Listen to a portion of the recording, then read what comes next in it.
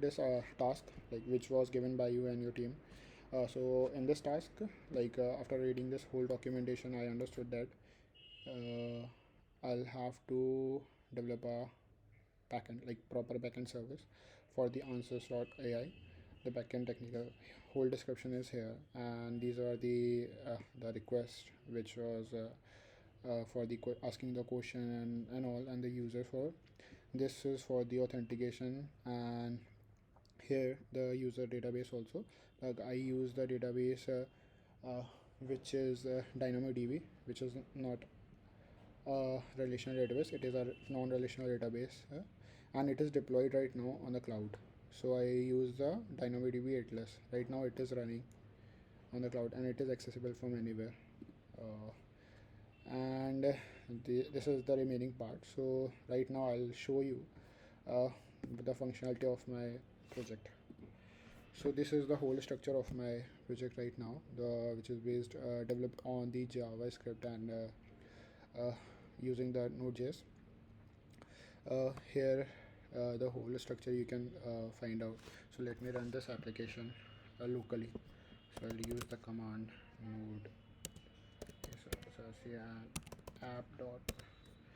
Okay, so it will start running locally. So now it started at the port number 5003. So here I created the whole collection for of the postman collection, right?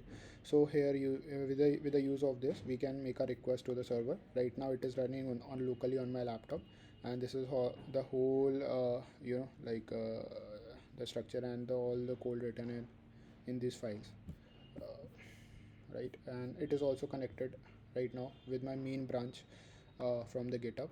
So whatever the error, if there will be, then we can confirm that this code is working fine or not. Correct. So this is my postman collection. So let's try to log in. Let me create one new user. So I'll take the name of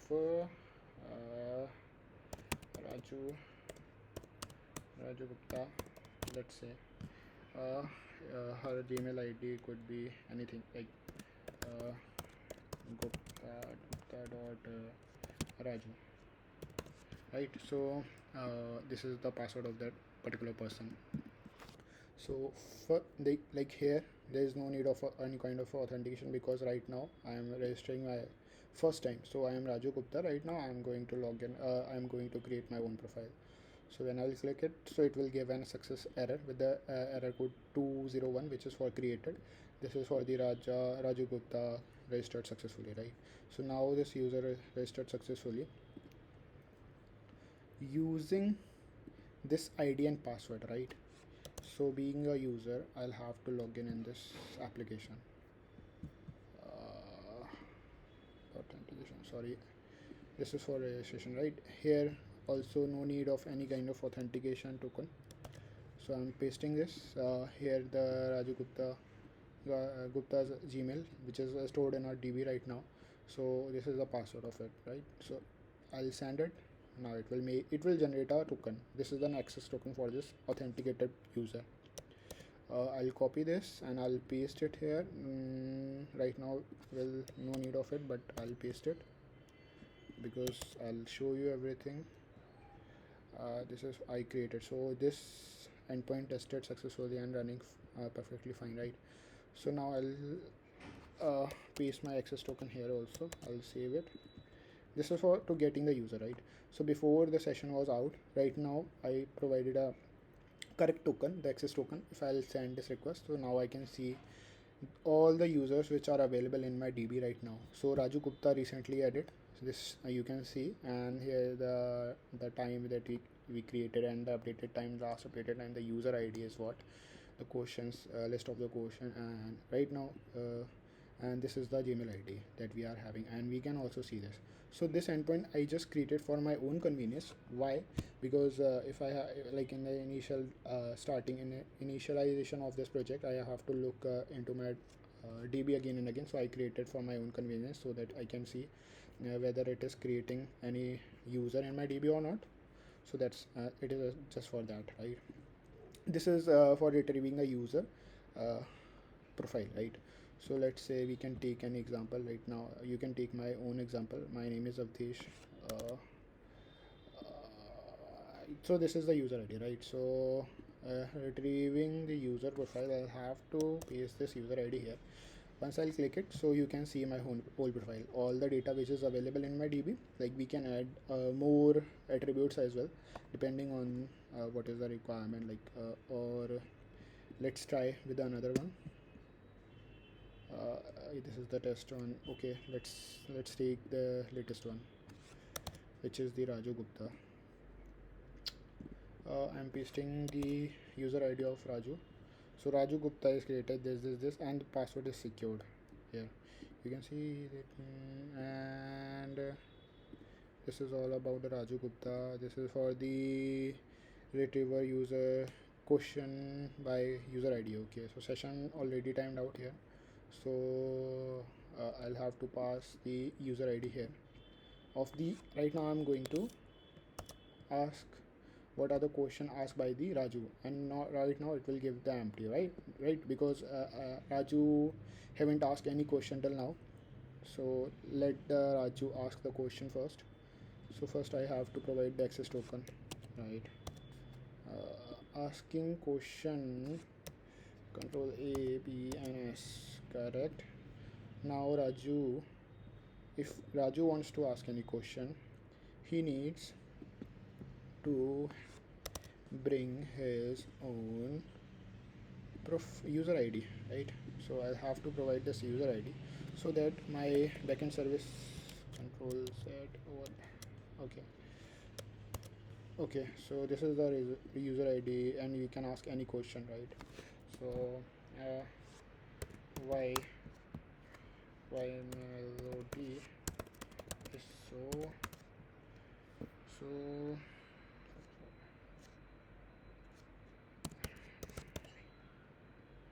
sweet. Well, we can also ask for the chocolate, but let's see. I just asked a very weird question. Why melody is so sweet?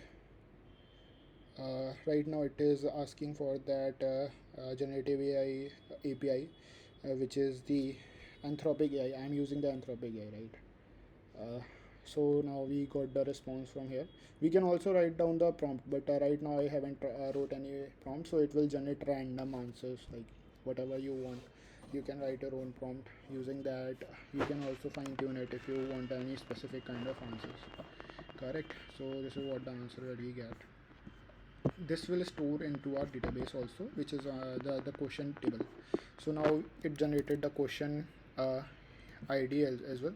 So I'll retrieve that particular question which just now asked by the Raju Gupta. So I'll ask it, okay, now we got this user ID, and the question is why melody is so sweet. The answer is this, and it is stored in our DB, correct. So we are storing the questions as well as the answer with that, and this is what all the attributes we can get according to the schema that we created, right? Okay, so this API tested properly working, this tested also, this one also, this is remaining, this is also tested. Ask question, okay, this is not a part of my collection right now. Okay, this one, okay, these all are tested, right? So we have tested all the APIs correctly working.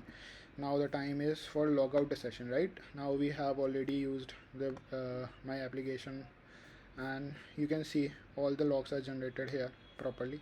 Key when the getting the access of the token, the access token generator successfully and all. So now I'm going to log out, right? So let's see here the list of the question generated, right? After this I'll log out.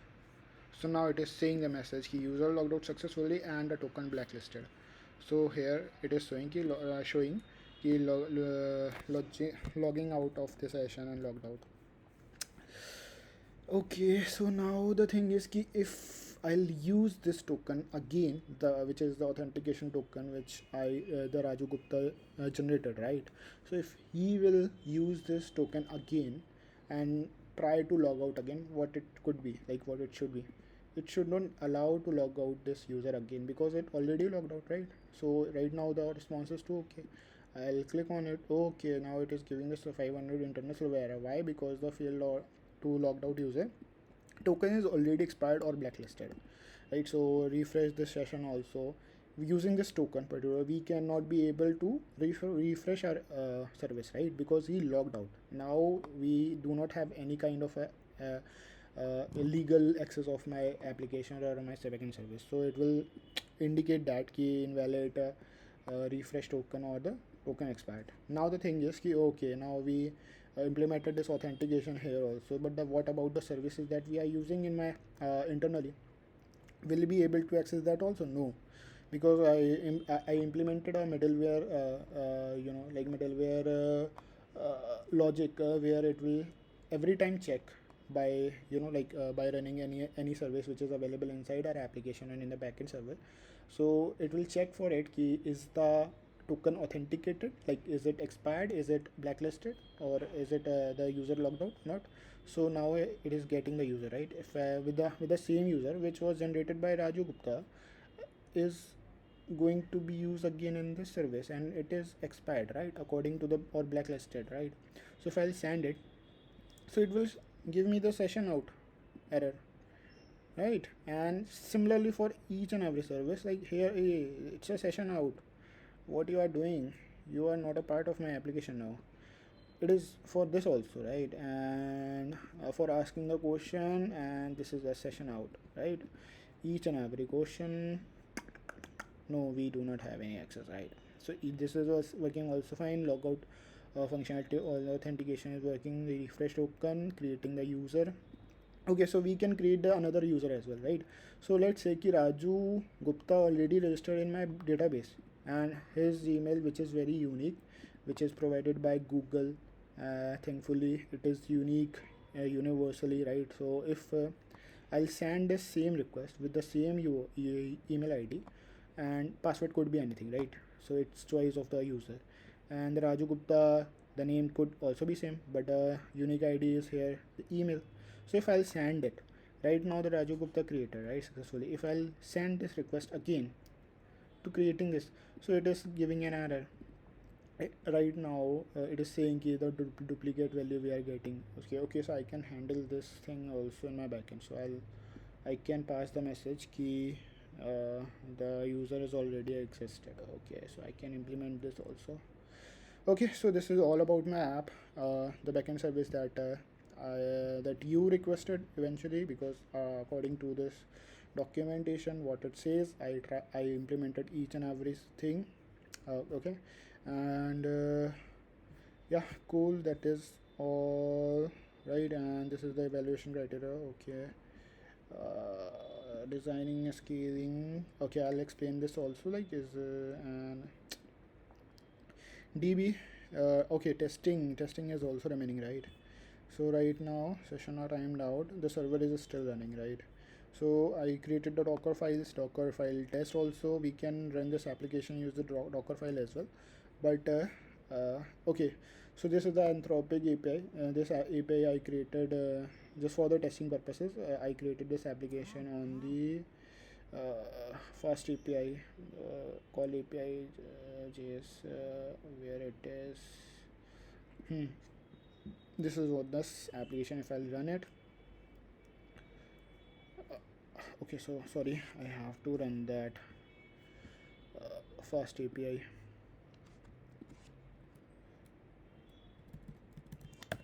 What was that command? UVcon.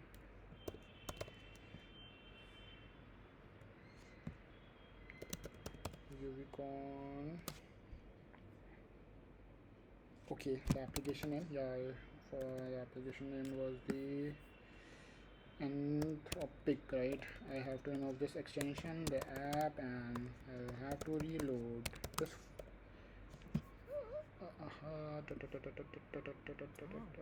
Reloading.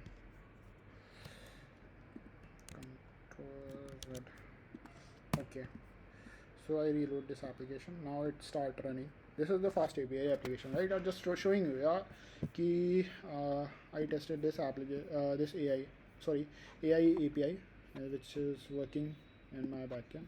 So if I'll make the request here, now I pass the set of the messages, right?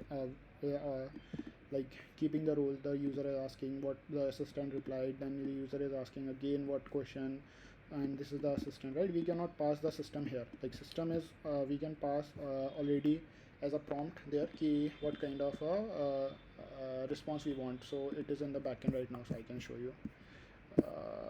This is what the code about yeah, here the system doesn't need the answer with the in a professional English, and here we got the 200 success, right, with a confident tone, and this is what we got, right? So as a planning something, it is replying something that. So this is what the for the like directly I am asking accessing this API. So let's see. Okay, invalid request error. The request, basically what I was doing here, I was testing this API directly using this postman. I provided this value also. I think this one is the expired one. I generated the another one also. So this is for the Anthropic one, and this is for the OpenAI. I tried to implement the OpenAI as well, but as you can see, my you exhausted your current quota, right?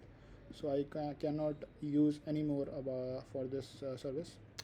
So that's why I had to shift to this Anthropic, and it is also mentioned in the documentation. So I refer this documentation went through it. So this is all about my app. The backend service properly, everything is working, right? And this is the source folder. Okay, testing is still remaining. The test cases which I wrote. Let me terminate this session. Now I'll npm locally. I'll test this npm test. Yeah. So if I'll run this, so it will start running all the test cases which I wrote. These are the test cases which I wrote. Right, every time before oh, one failed.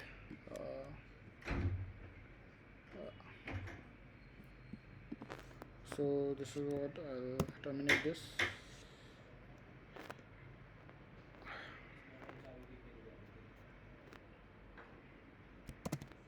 Sorry, I'll terminate this.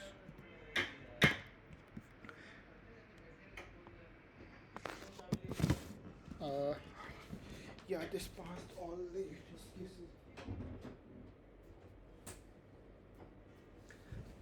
This is how my application is working, and all passed all the test cases. Okay, so let's test the Docker one, right? Control and we'll see. Okay, this is the Docker let's check the Docker is running. Yeah, the Docker status is running right now. So I'll use the Docker commands here.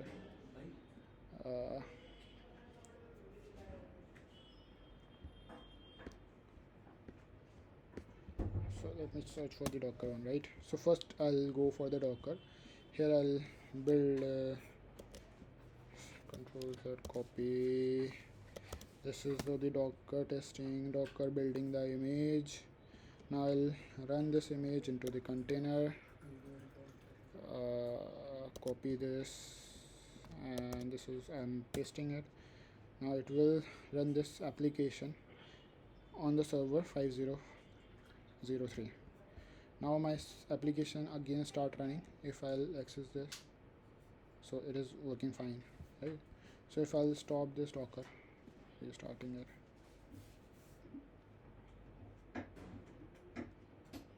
So yeah, it will stop the application. Okay, so this is what all about it, right? Docker is also working fine. I also created a Docker compose file because we have the multiple Docker files here to test. So I'll build a Docker Docker compose build, right? So this is what all about it. I think the video is going to be very lengthy. I'll have to write it up everything very fast. So I'm copying pasting it. So now I'll running the application, right? So it is using the Docker compose. We can also run our application. So I'm restarting the server. Okay, copying this.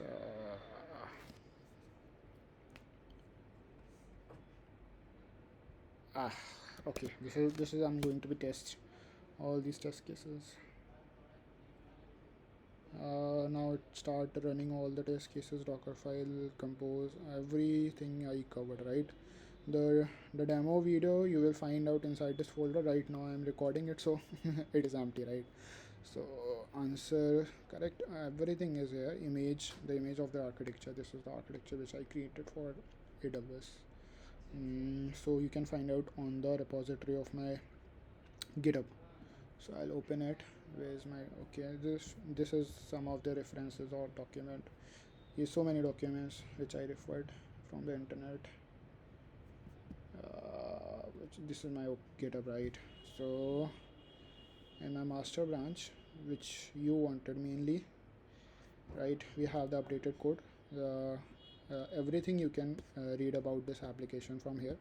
What are the prerequisite, environment variable, installation, right? Each and everything related to the local deployment, related to the setup of the Docker composition, compose setup, endpoints of the API. What is the use of it? I mentioned it. This is the architecture diagram. Okay, below is the high level architecture diagram, which I can explain it like once we will meet in the like face to face. I'll explain everything, like why I created it, what is the purpose to design such architecture, like correct. So okay, where's the official doc? Okay, yeah. So I fulfill each and every you know requirement which was mentioned in this document. So this is the form where I'll submit it. So this is all about my application. Okay, yeah. Two things are remaining still. The document which I created, the Avdesh Gupta, yeah, architecture document, and this is for the API documentation. Inside this API, we already explained everything, right? So here I handle all the edge cases like which could be possible for that particular API. These are the edge cases which I followed, and the error handling I just mentioned these, which is globally available. You can read out anywhere. Well, and this is what the example one few of the examples which I mentioned, and as a formality, like I just mentioned, like the conclusion of this, and you can contact the support team, like usually what the support team do. Okay, this is the architecture documentation, which is the introduction overview. This is the architecture diagram which I created. This is how the function requirement, the non-function requirement. What are these main cheese, and the availability and the partition tolerance is more important than the consistency for my application. And this is the everything which I mentioned about my architecture, right? So you can read it out. Otherwise, I'll definitely explain everything when we will talk face to face. Okay, cool. Everything is fine. Docker is running. Okay, yeah. Thank you for giving me this opportunity, because after accepting this challenge, I learned a lot also, because this is like JavaScript is not my main language. Before that, I worked with Java.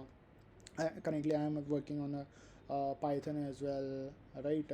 Also, and I work directly on AWS, like developing the serverless architectures, working so with the like so many things, right? The AWS serverless architecture, microservice architecture, worked on the Spring Boot, Java, worked on the Python as well, writing core Python scripts as well. I worked on DAG also, for like executing the specific task. Worked on the LLM based application, developed the AI based application. So like lots of thing I did, and I'm enjoying, and I enjoyed this project also. Yeah, this is thank you so much, and I'm now ending this video. Once again, thanks for giving me this opportunity, because I learned a lot in this, this project also. Yeah, bye bye.